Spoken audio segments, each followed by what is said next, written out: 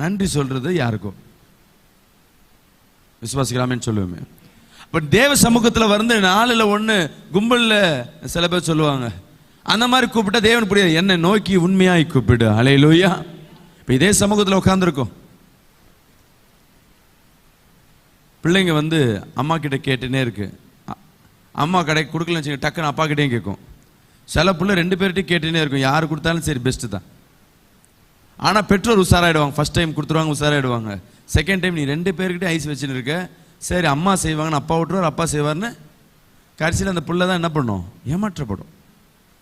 நீ யாருக்கிட்ட கேட்குறியோ உண்மையாக என்ன பண்ண, இயேசுவை நோக்கி வந்துட்டு உன் விண்ணப்பங்கள் எப்படி இருக்கணும், உறுதியாக இருக்கணும். ஹல்லேலூயா.